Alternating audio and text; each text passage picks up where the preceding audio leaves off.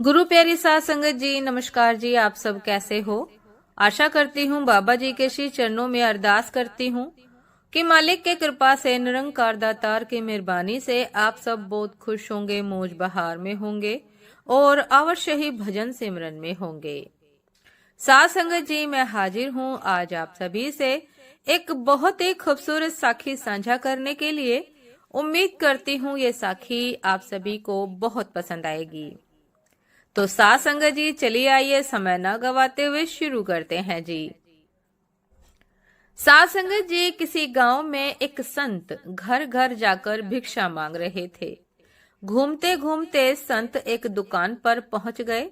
दुकानदार से भिक्षा मांगने के लिए संत उसके पास गए।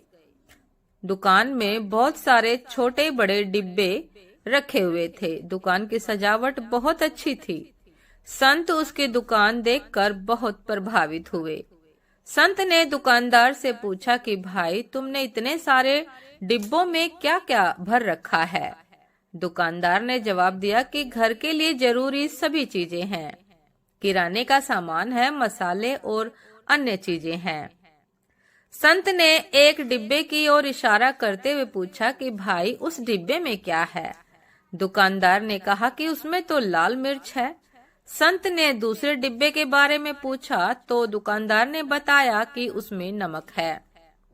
इस तरह साध संगत जी, संत ने दुकानदार से कई डिब्बों के बारे में पूछ लिया।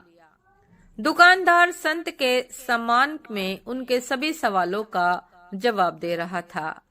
दुकानदार संत का आदर सम्मान करते हुए उनके सभी सवालों का जवाब दे रहा था। तभी संत ने अलग रखे हुए एक डिब्बे के बारे में पूछा कि उसमें क्या है, इसे अलग क्यों रखा है? दुकानदार बोला कि उसमें राम है, इसलिए अलग रखा है। ये बात सुनकर संत हैरान हो गए। उन्होंने सोचा कि डिब्बे में राम कैसे हो सकते हैं। संत ने ये बात दुकानदार से पूछी। दुकानदार ने कहा कि जिस डिब्बे में कुछ नहीं होता है, यानी जो डिब्बा खाली होता है, उसके लिए हम यही कहते हैं कि उसमें राम है। हम डिब्बे का खाली नहीं कहते, हम डिब्बे को खाली नहीं कहते। ये बात सुनते ही संत आश्चर्यचकित हो गए कि इस दुकान वाले ने कितनी बड़ी और गहरी बात कह दी है। जिस बात को समझने के लिए मैं इधर उधर भटक रहा हूँ, वह बात इतनी आसानी से इस व्यक्ति ने समझा दी है। संत ने सोचा कि मैं तो भगवान की कृपा के लिए कब से भक्ति कर रहा हूँ, दर दर भटक रहा हूँ, लेकिन मैं बात नहीं समझ पा रहा था कि मुझे भगवान की कृपा क्यों नहीं मिल रही है। साध संगत जी, जब तक मेरे मन में बुराइयां हैं, मेरा मन फालतू बातों से भरा हुआ है, तब तक मुझे भगवान की कृपा नहीं मिल सकती। भक्ति का आनंद लेने के लिए सबसे पहले मुझे मेरे मन को खाली करना होगा, तभी उसमें भगवान आ सकेंगे। साध संगत जी, साखी का संदेश ये है कि अधिकतर लोगों के मन में गुस्सा, लालच, मोह, घमंड, दूसरों के लिए जलन और गलत विचार जैसी बुराइयां हैं। तब तक हमारा मन भक्ति में नहीं लग पाएगा, भक्ति में लग ही नहीं पाएगा जब तक ये बुराइयां हमारे भीतर हैं। भक्ति में मन लगाना चाहते हैं तो हमें सबसे पहले इन बुराइयों को खत्म करना होगा।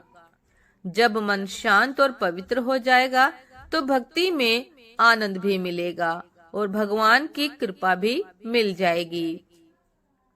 साध संगत जी, ये थी आज की एक बहुत ही खूबसूरत साखी कि यदि हम चाहते हैं कि मालिक हमारे हृदय में वास करे, तो हमें अपने हृदय से, अपने मन से अनेकों अनेक जो विकार हैं, उनसे छुटकारा पाना होगा, अपने मन को खाली करना होगा, तभी मालिक उसमें वास कर सकते हैं।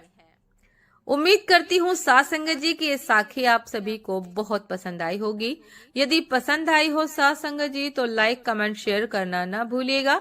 चैनल पर जो भी नए हैं, कृपा करके सब्सक्राइब कर लीजिएगा ताकि चैनल पर मिलने वाली सभी शब्द साखियों की अपडेट आप सभी को समय पर मिलती रहे।